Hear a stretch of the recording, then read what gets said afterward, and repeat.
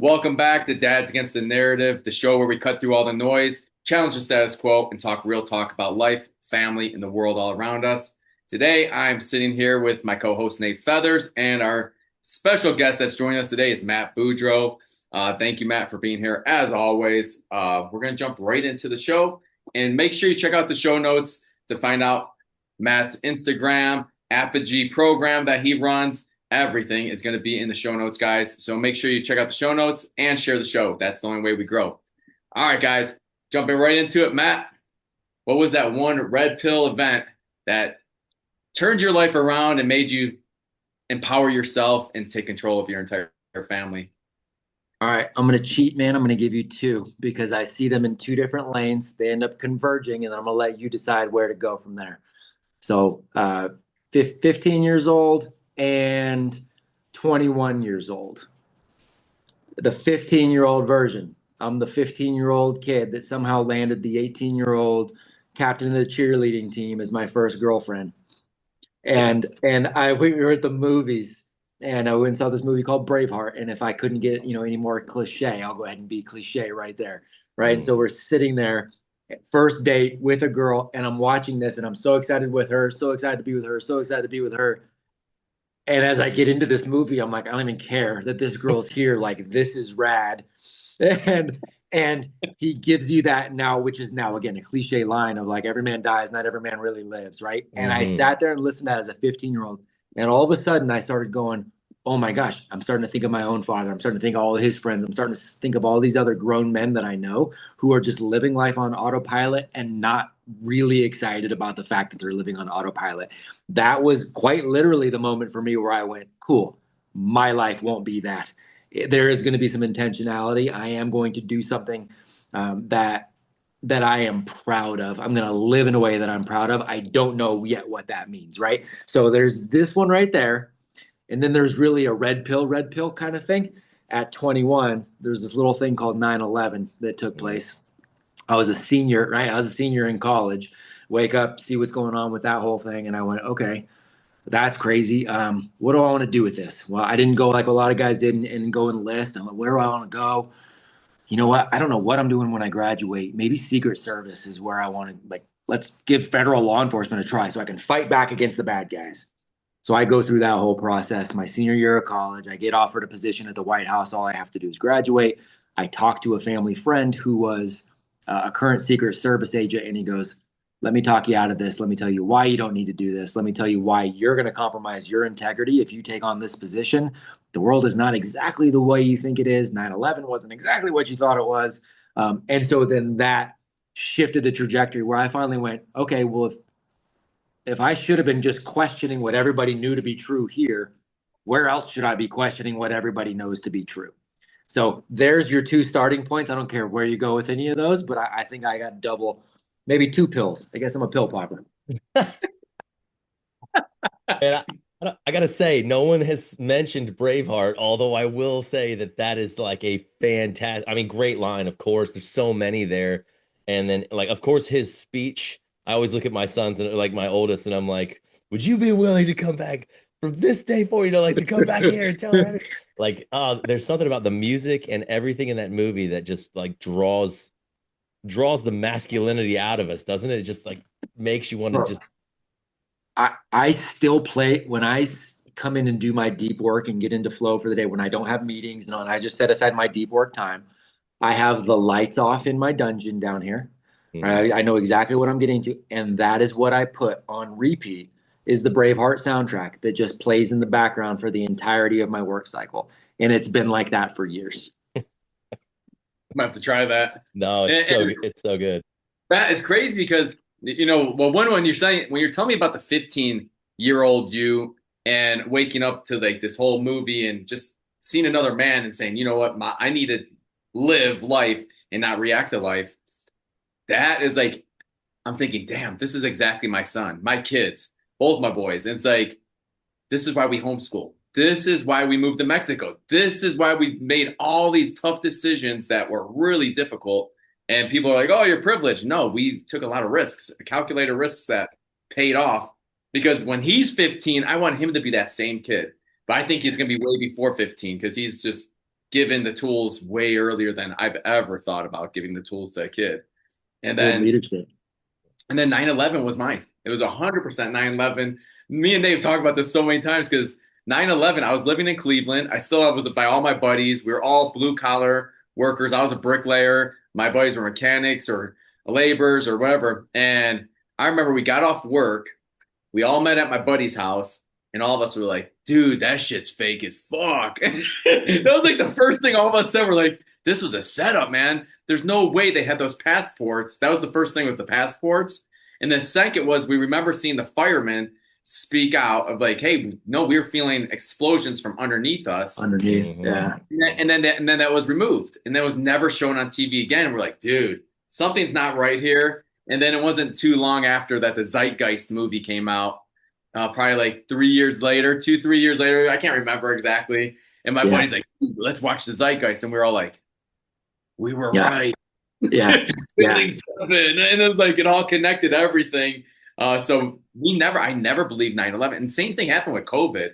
I remember day one, my wife is like 13 years younger than me, and she believed everything. She's like, put hand sanitizer on, put gloves on, wear a mask. I'm like, no one in our house is doing that. As the leader of this family, no one is doing that. You will breathe air. No hand sanitizers come in my house. I know how crappy that is for the biome. And it took her about a week to catch up to me. I'm like, look around. We were in Seattle. And I'm like, look at the homeless. You see one homeless person dying. No one's dying. They're actually just loving life. They get the whole streets to themselves. they're like living their best life. So what are you talking about? COVID, get out of here. So I'm with you. But yeah, the 15-year-old, man, that really brought home to my son. I'm just like, man, that's great. Well, I think that's massive awareness. Like, I mean, maybe I'm just crazy, but like, if I were on a date, well, one, I'm kind of intrigued by the fact that you picked that movie to take a girl out on a date, but at the same time, I would have been hardly been paying attention to the movie because I'd been thinking about her the whole time. I would assume, but I mean, like that's a lot of self-awareness in those moments, man. I'm pretty impressed with that right there. And you know what? And I don't, I'm not, I should have been paying more attention to the girl, man. So I actually I've judged myself for the last 30 years on that, bro. Like I should have first, I'm like, dude, how am I? I'm like, I wasn't even like the coolest sophomore in school. Right. And I still got the captain of the cheerleading team senior. Right. So whatever. So I should have been paying more attention, but this is where I go back. You guys know this. I mean, you connect the dots going backwards. You know what I mean? And so connecting those dots going backwards, there was a lot of, I had awareness that I didn't like the way my father, or there were other grown men that were in my sphere. And I had awareness that like, man, what they're doing isn't right. They don't seem happy. And I've learned now over time, well, a lot of that was a lack of self-confidence. There's a million other things I can unpack around it now. But I had men around me that were okay, but I could see they weren't okay. And I was hurting because of that a little bit. So I think that's just what kind of tuned me into like, a second, you don't necessarily have to buy into that narrative for yourself. That's interesting. And again, I had no idea what the hell that meant. Zero clue. Like, how do you do that? How do you step into that identity? How do you, frick, I got no idea. And I'm not going to say I figured it out by 16 or 17, but I'm thankful. I'm thankful now for the awareness for sure. That's awesome.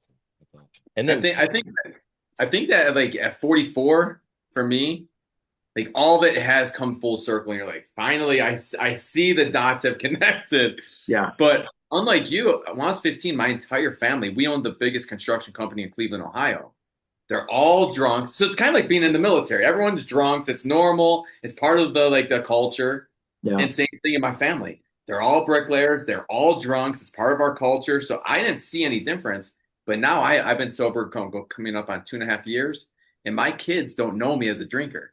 And so when you're saying that right there, I'm like, dude, I'm making sure these boys see that drinking's not normal. That is not going to be normal in our house. It's like my son the other day, some person asked him here, they're like, oh, have you ever been to McDonald's, Destin? He's like, what's that? How about Burger King? He's like, what's that? I'm like, my son's never been to fast food, ever. Like fast food's tacos here in Mexico, like. Man. But that's good leadership. I really think that's good leadership. It's It's so funny, man. So we've been having this conversation with a lot of the men and the women in our programs and the parents that are at our campuses. We've been having this conversation this month around identity and um, we there's this battle culturally, or the conversation culturally of like, okay, man, you don't need motivation, right? You need discipline, and you need, okay, cool, discipline's better than motivation. Cool, I'm on board with that. Also, though, identity can take the place to where discipline's not even needed. So I'm 40, I just turned 46. I've never had a drink of alcohol in my life. And that's not, whoa, how awesome is Matt? That's not it at all. I decided very early on, because of the same thing, like a lot of alcoholics in the family, seeing people. I was plenty stupid doing dumb things sober, right? I decided early on, man, that's just not even something that I even want to tack on. So it's just my I have identified as a non-drinker my entire life. So it didn't matter when I went to Chico State for college, and it's the number one party school in the US. And my buddies are like, come on, man, here you go. I'm like, dude, I will do anything you're doing drunk. I'll do it sober. Here we go. And I'm good. I'm all set. There wasn't even, I didn't need to be disciplined to be a non drinker. It was just my identity, it was my habit, right? We get the chance to set that as leaders of the family, as fathers. We can set that for our kid. This is just what normal is. My kids have never had McDonald's. It's just normal. They know I've never had a drink. That's just normal. That's where we identify no discipline needed. I agree. I agree 100%. I started a program here called the Warrior Path, and it feeds off of like Jocko Willick's books of the Warrior Kid. But now I've created a whole system where it's like I have kids in person, I have one-on-ones in person. I teach kids discipline and leadership and integrity, and it's based on 3 phases where it's physical, mental, and teamwork. Mm-hmm. And I can even have it online now. And there's so many parents, and it's a very big surprise to me how many dads I get come to me. And that because I have about 15 kids. It just started online, so I have about a handful there. And then I have one-on-ones where I have 3 sons where I have to go and take care of them, or another group that's 3 sons. And it's always the fathers who are like, well, how do you consistently teach discipline and leadership? Like they have no idea how to teach discipline and leadership. And lots of them, the surprise to me is like they've never even thought about teaching their kids leadership and discipline. I'm like, that's the basic for me though. It should be the basic. And here's what I always say. So I love those kinds of questions, man. And here's what I say, which by the way is, I know this is annoying when I answer questions like this. I know I'm annoying. Like I annoy myself sometimes when I answer questions the way that I do. But when somebody asks those kinds of questions, I'll go, cool, man, how did you teach them English? I'm assuming your kids speak English. And they'll be like, I didn't really teach them English. I'm like, oh, do your kids not speak English? No, they speak English. Why? Because we speak English in this house. Uh-huh. Right. And there's your answer, right? I teach my kids discipline and leadership because I'm exhibiting what that means to be a disciplined human being who exhibits leadership traits. I identify as those things. That's how we run our household. It is what is normal. You get to make normal what you make normal. They won't know any difference. People, well, how do you discipline? They meet my kids. I get it all the time. When they meet my kids, they're like, dude, how do you discipline those kids? Like they're amazing, and they're just not just well behaved, but they like look like they're joyful, and they want to talk to people, and they want to, right. And I know your guys' kids are the same. And it's like, I always tell them, I don't have to discipline my kids. I've just shown them how to be disciplined humans. Mm-hmm. That makes the difference. That's huge. That's so huge. I mean, I've said that since when Dads Don't Babysit took off. It was one of the things that I kept coming back to. I'm like, the idea, I come from the church background, which was like, spare the rod, spoil the child kind of thing.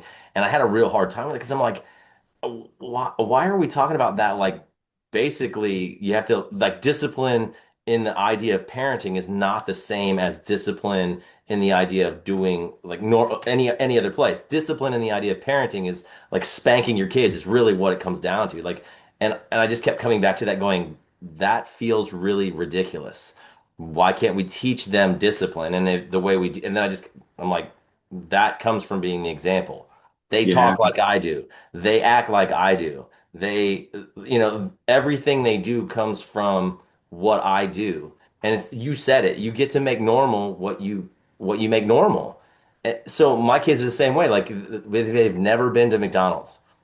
And they're like, why don't we go there? I'm like, trust me, you don't want to go there. And if they did go there, they'd get dysentery like like almost instantly because their body is like, what is this? Yeah, You know, totally. I will say this, of the three of us on this conversation, I'm probably more like lax on some of that stuff than you two, but I will say that I like that is one that they've never gone, like we've never done it, and I'm like, I can't let you be in there. Like I can't. They asked one time, we were at a soccer field and there was no place to go to the bathroom, and so I drove them back to the only thing that was close was a McDonald's, and so that was the first time they'd even darkened the door of McDonald's was they used the bathroom, Yeah, and they're true. like, "Why don't we ever come in here? This is cool." I'm like, "Trust me, they make it cool because the food is not good. It's not good for you. They gotta draw you in somehow." I You mean, know, go Matt. no, I mean, I was gonna say that's it, man. And it's not, people hear this kind of thing and they hear this kind of talk and they're like, oh, okay, perfect parents. Dude, that's not it. There's no perfect, there's plenty of mistakes, but there are certain things that are controllable, and I want to control those things. And look, I am fully aware that at some point, if they are to leave my house and decide they want to go to, they have the ability to do it. So I give them the understanding of like, look, this is why we don't do it. They're not hurting for anything. They're not feeling deprived. Like my hamburgers are better than what you get at McDonald's. They just Right. are. And we got the beef right down the road from a friend of ours who grew it. You know what I mean? Like my stuff's better. You have every right to do this, but here's how they make it. Here's what it is. They have an understanding. My kids, are intelligent. Hey, by the way, if you're listening to this, your kids are too.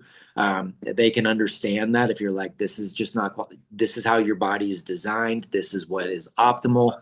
I mean, that's it, man. It's not about being perfect. It's about making the choices you can make while you can make them. Yeah. Yeah, no, Matt, I agree. I think setting the standard at the lowest age you possibly can. And luckily for me, I came into this fatherhood space after I retired 3 years ago, and my son was 2. So it was like my oldest, and I got to meet guys like you, and I'm like, and Nate, and all these other guys. So I got to interview. I'm like, hold on. And I have a whole book of notes where I just like wrote them all down. And now I wrote my own fatherhood book. And I tell people all the time, I'm like, dude, I am my son's inner voice and I am his outer actions. Bingo. So are you your kids? And Bingo. then that always puts them on the spot. Like, are Bingo. your actions aligning to what you want him to become or her to become? That's Because right. my actions all changed. I was a hell of a person in the military, but I was an alcoholic still. And Mm. when I look back, I'm like, shit, I really wasn't balanced because of how much I was drinking. It was a little excessive for Mhm. sure. Especially when I became an officer. It was like even more. I didn't think I was gonna go from being a sergeant to an officer and drink more. I didn't think that was a thing. And all of a sudden I was drinking more. I'd come home drunk because we were drinking after work. It was just wild times. And I had to change a lot as a father because I had so many poor habits that just weren't Mhm. consistent. They weren't aligned. And then I saw this whole documentary on how do rich people raise kids compared to average Mm. people?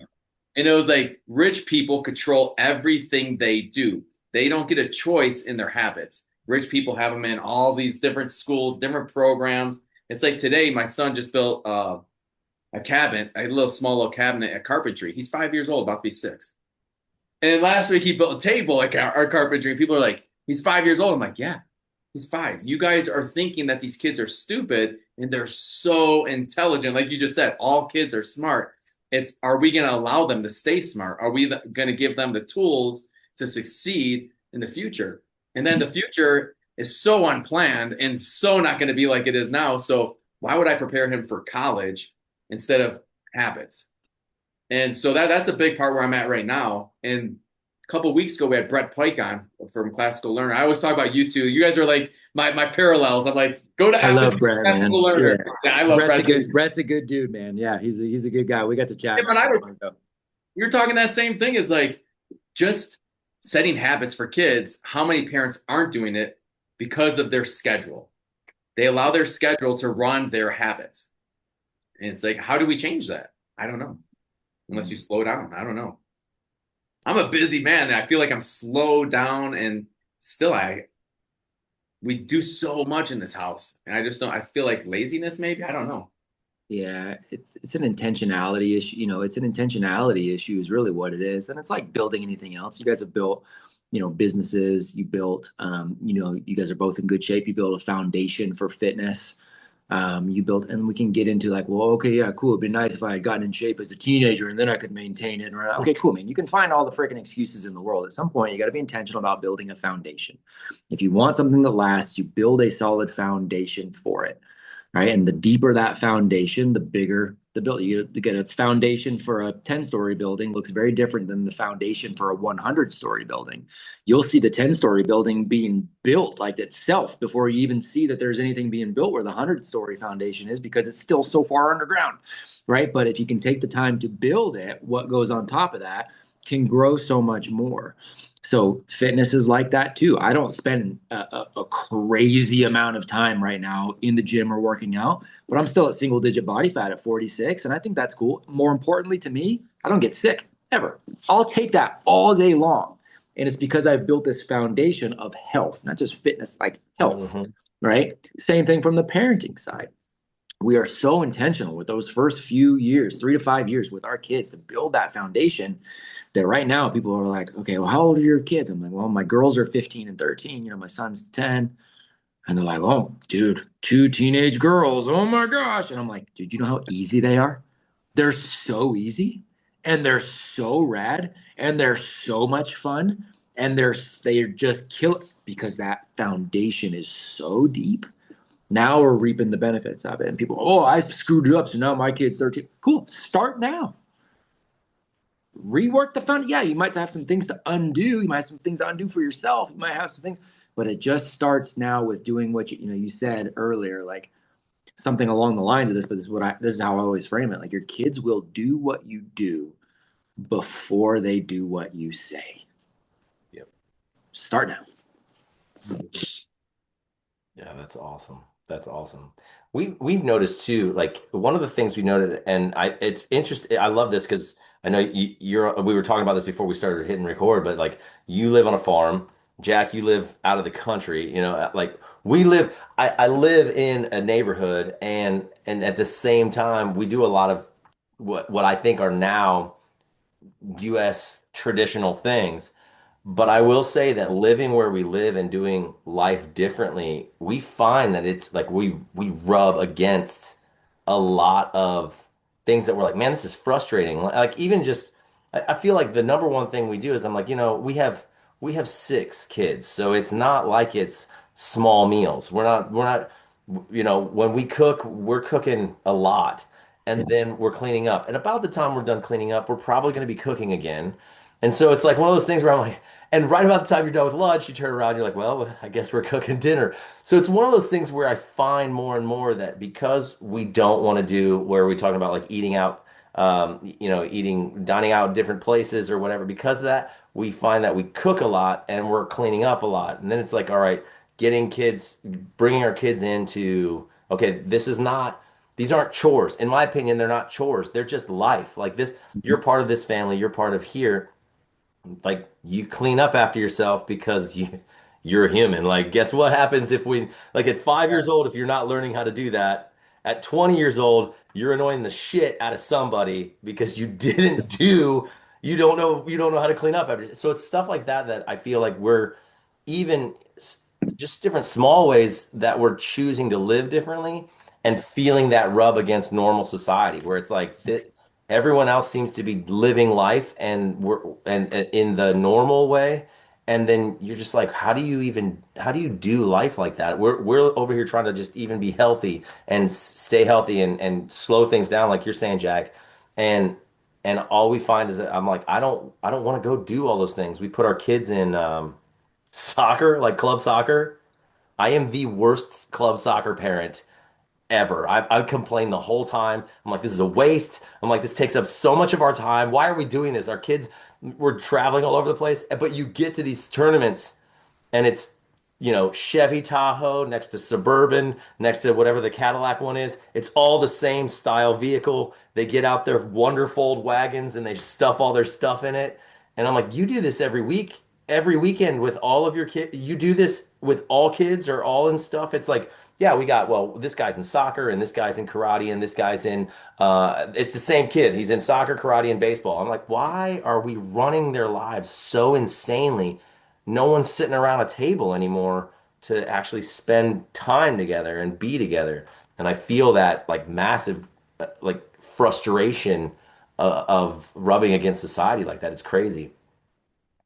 So funny, man. It comes back to that intentionality Yeah. of really designing what you can design when you can design it, and working towards, this idea that we've got of sovereignty and freedom, right? And going back to William Wallace, right? Because Yeah. it's, what do I want that to mean for me? What do I want that to mean for our family? What are the things we want to, we take a look at everything that we are doing, and how we design our days, our weeks, our lives. Like, we want to design, Seth Godin said something a long time ago, like, design a life you don't need a vacation from. Mhm. And that's always stuck with me. We just went this past fall, took the family to Rhode Island, where I've got a whole bunch of family still there, extended family, and I haven't been out there in almost 20 years. So I hadn't seen a lot of these folks ever. So my kids had never been there. My kids had never met a lot of their extended family. And we took a road trip there, and we realized 4 years living on this farm, that was the first time we'd all left in 4 years. Not that we'd ever leave the farm, what I mean? We'd drive Right. down the road and go do stuff, but it was like the first time we'd ever taken a trip, Yeah. because we have designed a life that we really appreciate. We don't do the things we don't want to do. We do what we want with who we want. We serve who we want, and we make sure we're intentional about things like meals. We do not have a day we go without family sitting down together. Almost always, I mean, almost always, 90% of the time at breakfast. Lunch is very hit or miss. Dinner is not negotiable. 100% of the time, we are having that meal together. And we've designed our life to make sure that we can prioritize the way we want to prioritize like that. It's intentional. And that's not a, oh, must be nice, lucky you kind of thing. Frick. Like, we have worked for a long time to get to where everybody can get there if you want to get there. But it's putting the work in around that, man. It's the intentionality. We look at wanting to add so many more things, and sometimes it is needing to strip away. Like, you got a boat that you want to go faster, and we're like, okay, I guess we got to add another engine. But sometimes it's pulling the anchor out. You know what I mean? Yeah, Matt, it's when we lived in an RV for a year, Yeah. it's it slowed life down. It really took everything out of the picture that wasn't important. Yeah. And it really, and when I look back at the RV, it was only 1 year we lived in an RV. My son loved it. He had a bed above the cabin, and he just was so happy. And it really taught my wife and I, we don't need all these clothes. We don't need all of Mhm. this. We don't need all these toys. Our kids' toys, half the time, we just go grab sticks, carve them up, and make wands or so whatever they want, right? Swords. And same thing for the eating. Oh, wait, let me hit this first. How everyone will say, like, you're privileged. This is the most bullshit excuse I've ever heard parents say. Because I hear it all the time. I hear it all, oh, you're privileged to live in Mexico. Do you think it was an easy decision? Like, we went all over the United States. Where do we want to live? But the political climate was so poor and so shitty, it forced us to kind of like, all right, let's just go next door. And let's go get a second passport so our kids have two languages, two passports, and they're free to go wherever they want. That was the real option of coming to Mexico. We went to Costa Rica first and Portugal, and like we went all over. We wanted to go back to Hawaii. We love Hawaii, and but those are tough decisions. My wife and I sat down hours talking these decisions. Same thing, like how do we put them down? Our bed regiment. So many people have asked me for it. My prayers, our just all the customs we've created. They're like, oh, well, how do you do this? I'm like, well, it's all kind of folded in. Their nighttime routine's an hour and a half. And they're like, you do that every night? Yes. Every night we read books. We sing to the younger ones. We pray. We do a warrior code. We do all these things. And like by 6, you have to memorize the warrior code. And they're like, why do you do all that? Do I really need to answer this question? Do I really need to answer this question? Why am I doing it? So my son learns to be resilient and adaptable. And when he goes through a problem, he knows how to overcome the Yeah. struggles, overcome. And me and him talk about that. That was our whole motto last month for the Warrior Path was overcome the struggle. So all these kids, I was forcing 5-year-olds. I have in person here, I do 10 and under. And so I was having these 10 and under kids running 2 miles. I made them do an Army PT test. The parents were like, "What the fuck's going on?" Like, dude, your kid's gonna be better for this. Believe me, my kid's the youngest. He's 5 years old, crushing kids because he's been training so long in jiu-jitsu, Muay Thai, soccer. And we keep him basic. Unlike what you were talking about, Nate, we try to keep him really basic with sports, so it opens up things like science, carpentry.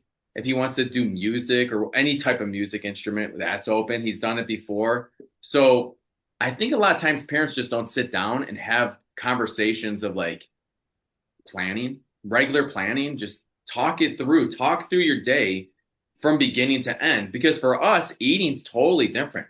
We don't eat breakfast. Most of my family doesn't eat breakfast. Most of us fast. I coach a lot of men on fasting. I don't eat on Mondays. And it's not religious, it's just letting our bodies heal, right? The second brain. And so my family, we eat when we want to, but if we're going to cook a meal, everyone's sitting down together. And we do. We all sit down. And sometimes on Mondays, it could be Monday when I don't eat. And guess what? I sit there with the water. And so it's like you still force it to happen. These habits are not easy. They're planned, they're intentional, and then you have to operate on those plans. And so I just think a lot of people don't have two problems, reflection period or planning period. And it's like they're just stringing along life and they're reacting to life. They're just surviving, I guess. They're not living. And so it's like the hard part for me, and that's where I've kind of this last week I've just been so deep in trying to figure out how can I teach a parent to go from struggling, surviving to living. And that's a really tough question. That's a tough one to figure out. Like all I can think of is habit formation is like slowly bring in new habits and really reflect. I don't know. What would you say to that, Matt? Like, where can we help these parents get out of survival? Yeah, it's a really good question, man. And I look at it in a very similar fashion to parenting, where first and foremost I have to live it and then invite them into it. Right? I mean, that's really what it is. But you got to talk them through the invitation into it. Because if they're getting invited into it and they're remaining the same person with the same set of habits, you literally get addicted to living that same life. It's an addiction to being that. And so we've got to invite them into, like, they're not going to go into these new habits as that same person who's going to discipline themselves through those habits, right? They're going to discipline themselves to not be a drinker anymore. It's a no, you step into the identity of somebody that doesn't drink.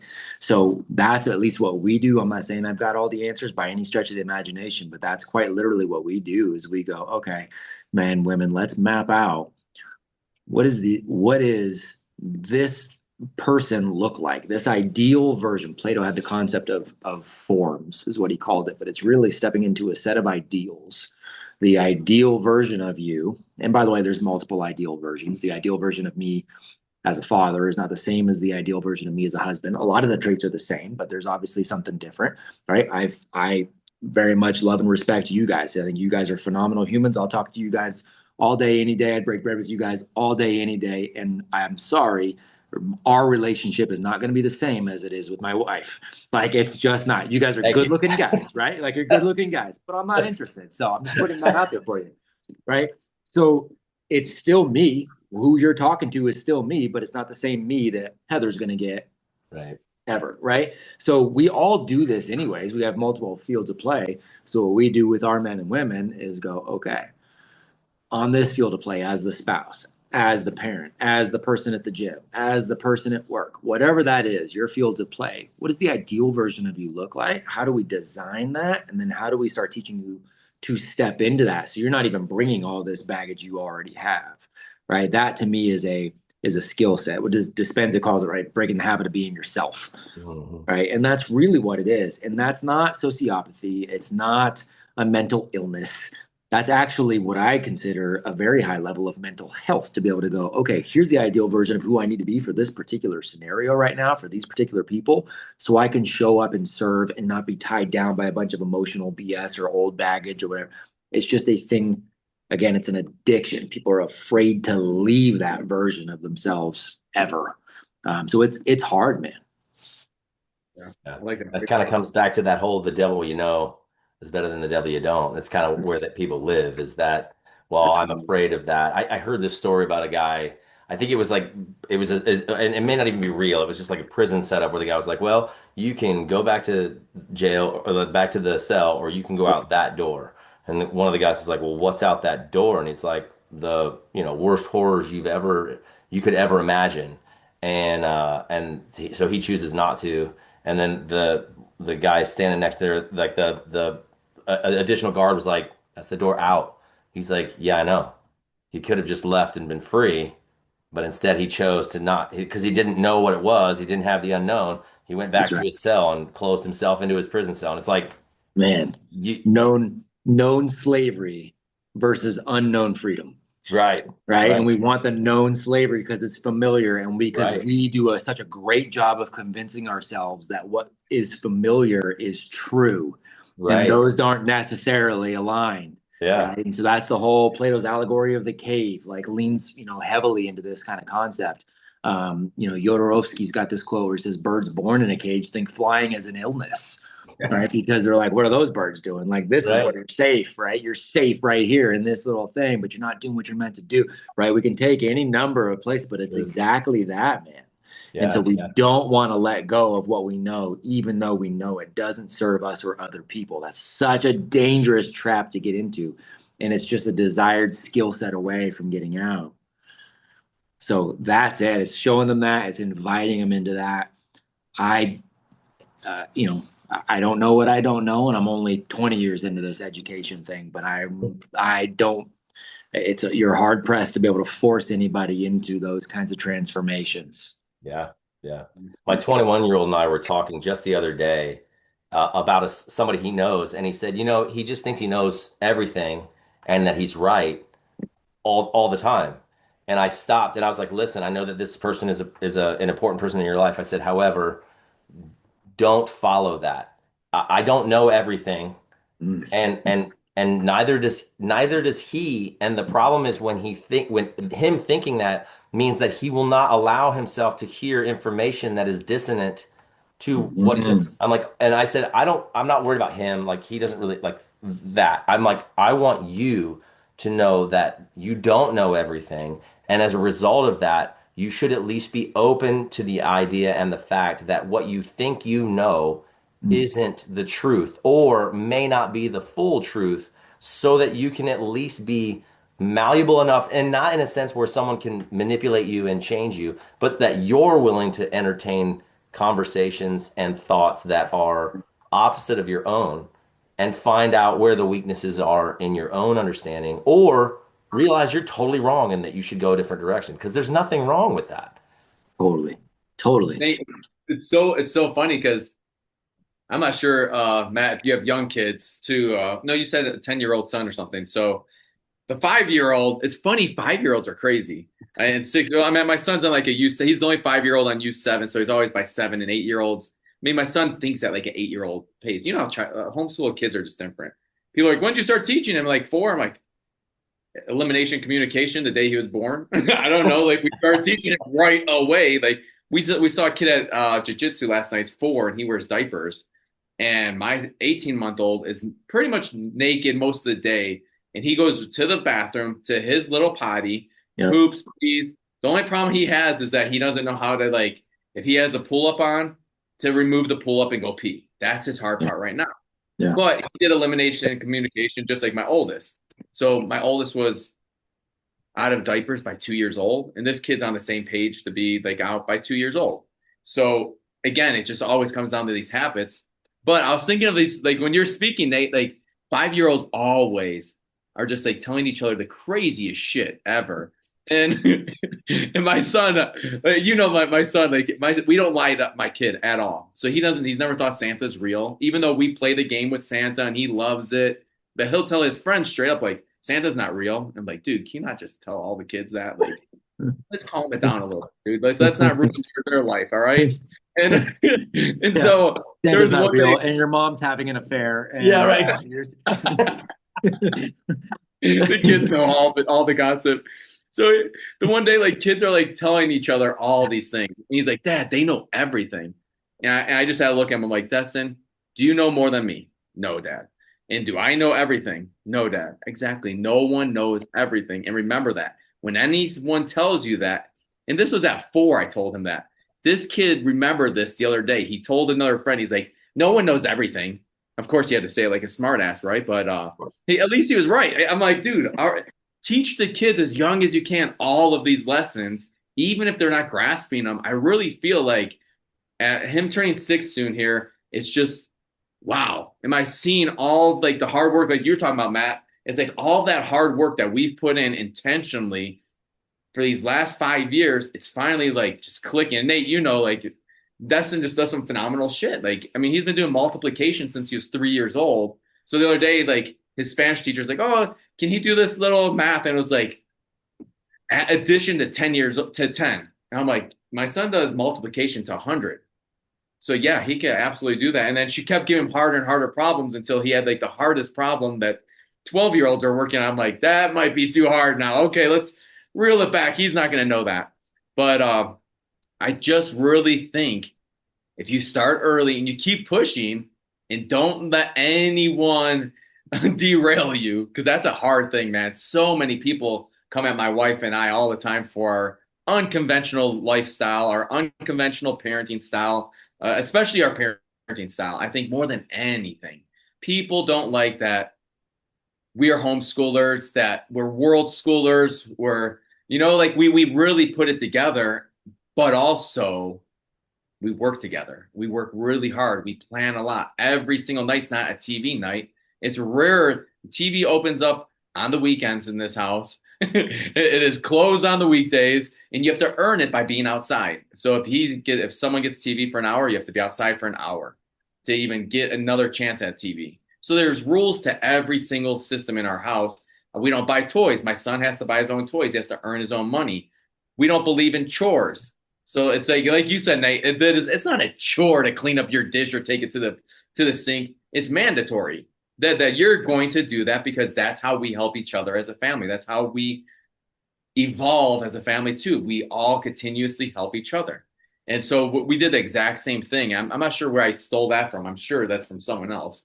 And same with the finances. That was from another father. I know exactly who taught me that little trick. Mm-hmm. So a lot of times it's like, we're just not having these conversations. Yeah. Why aren't we having these conversations? And when I talk with that dads here, because I live in like the #1 expat area in Mexico, San Miguel de Allende, they speak English and Spanish everywhere you go. So you're pretty good if you're American here, right? And there's lots of Americans. And I talk to these guys and they're like, "Oh, I've never had a conversation about fatherhood." Interesting. Why? Yeah. Why haven't you? Like that's what my life is. My sport is fatherhood. So I think you just need people talking too, man. We do, man. And make that again, what do you make normal? Right. I can't partially just because I've been out of it for so long. But like when guys like, "Oh man, did you see the Warriors and the Horn?" I'm like, dude, I haven't watched a basketball game. And again, nothing wrong with that. Great, man. If you like it, that's great. But I got nothing to offer you right there because that's just not where our focus has been.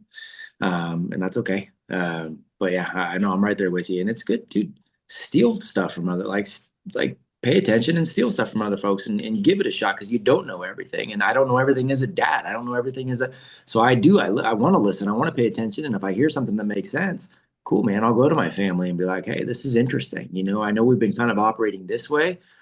I heard this makes sense.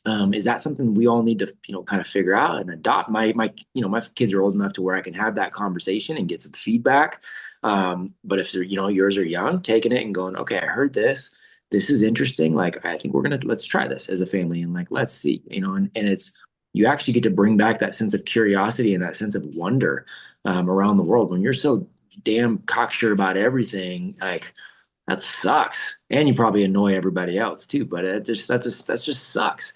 All right. Like, it's so much more fun to have some questions and go, "I don't know, man, this is interesting." It makes life way more of an adventure.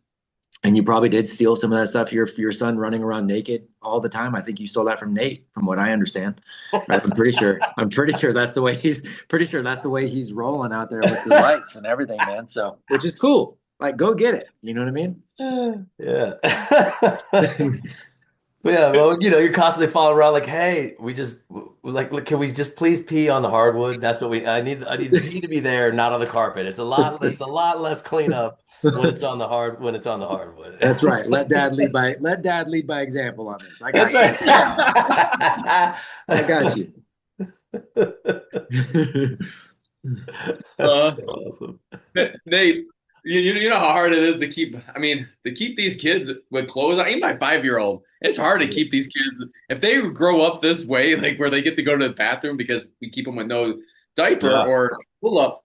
It's hard to get them even at 5. My son will come down. I'm like, dude, put some clothes on. People are coming over. They'll be like, Bro. all 20 seconds. They're knocking on the door. He's finally getting clothes on. I'm like, dude, is this necessary? Like, but Well, I don't. I will I'll fight literally it. say this. My 5-year-old, she does not like clothes at all. Like she will, while we're recording this, my wife went to go get her. I guarantee you by the time she comes across where I can see her in the window of the door, there's some kind of clothing going to be completely gone. Normally, when I get home from doing the Christmas lights right now, like we're taking down, I'll back in and she'll stand on the front porch with like just in her what she calls her honeys, just in her underwear. I'm like, kid, get inside. Like you can do that out back. You cannot come out front with no clothes on. What are we doing? That's awesome. That's a big thing down here, though, Nate, that I do like more. Destin, growing up in the States for those few years, I always felt like I had to protect him. I always had a gun on me. In Mexico, it's the safest country I've ever been. I've lived in 5 countries. This is by far the safest place I've ever been. Of course, I'm not by the border. People who hear anything about Mexico, it's usually the border. Um, but it's by far the safest. It's very familial. So everyone cares about the families. When the baby was born, we were in Cancun, and I remember we'd be at restaurants, and any abuelo would just come up and be like, "Dame, dame baby," and I'd be like, me and my wife looked at each other first, like, okay, and because it's really that's their culture, right? So you have to kind of adapt. And Abuela would hold the baby the whole dinner. I mean, it was crazy. We had people that in restaurants, the server would come out and hold the baby. I'm like, this What? is awesome. This is awesome. Me and my wife get to have dinner with just a 4-year-old, and so there's a lot of things here that we were able to like adapt to our family and bring the American style that we also like that I believe was my culture that I grew up with. So that they're seeing this real duality of life, and it's funny because I remember my mother-in-law would come down and she'll sometimes talk about the states, and most people from the states that come down and talk about the states only talk negative talk. Mm. Even though there's lots of positive shit still going on there, the states have some of the best health organizations, some of the best training facilities for any sport. Um, but you hear my son now, the older one, he'll be like, dude, I don't want to go back to the United States. It sounds so bad. It sounds horrible. No one's happy there. And they're always spraying chemicals in the air. And like he goes on and on. He knows everything about chemtrails, about you know how he is, Nate. And so it's like it got to a point where I had to defend it and be like, dude, the United States is home. But yes, it's going through a problem right now. It's going to overcome it. And one day we'll probably be living back there. I go, but you need to know both because Mexico's not the enemy. United States isn't the enemy. There's no enemy here. So it's like it's a whole different version of teaching a kid two worlds and like not letting outside sources Yeah. say, hey, this is exactly what it is. It's all bad. No, it's not, man. Your family lives in the United States. And Perspective is a choice, and perspective can be trained too. yeah, And if you've got somebody that's always got a negative perspective around something, to me, that's a lack of a skill set. I love what Naval Ravikant says about intelligence. He says true intelligence is only a matter of do you get what you want out of life. Simple, right? Plain, done. I love that. And I don't think anybody inherently wants to be negative all the time or worried all the time or in fear all the time or pissed off all the time. Or I don't think anybody feels good like that. And so to me, it's a level of intelligence to train your perspective on things too. It doesn't mean you don't acknowledge when things are wrong. Sure, it's like what you just said. Sure, there's some issues here. There's issues everywhere, by the way. There's issues with every human, by the way. There's issues with, like, great, we can acknowledge that. We can work on that, but we can also choose a perspective of joy and gratitude, and work to create and work to serve and work to get better and work to get healthier, work to do all the things that also produce joy as a byproduct while you're going after what you want in life. So perspectives, like anything else, man, that's a trainable asset. Agreed. That's awesome. Well, Matt, we're coming towards the end, and the way we wrap this show up is we have the guest have the final word. So normally we go round robin here. I'll go, or Nate, pass it to each other, and we'll pass it to you for the final word of the show. And we don't tell anyone until the show's going. So all right, cool. None of it. Cool. That sounds good. I don't mind that at all. Cool. So you guys are gonna kick it off with a final word, and then I'll wrap it. Absolutely. All right. Nate, you want to go, or me? Yeah, I'll go. Man, I really appreciate you, Matt. I always, anytime we've had conversations, I've really, I always enjoy them. I've got mad respect for you and what you're doing, guys. Really, this is more so just a plug for Apogee. But guys, make sure you go check out Apogee, and if you have one in like what they're doing is amazing.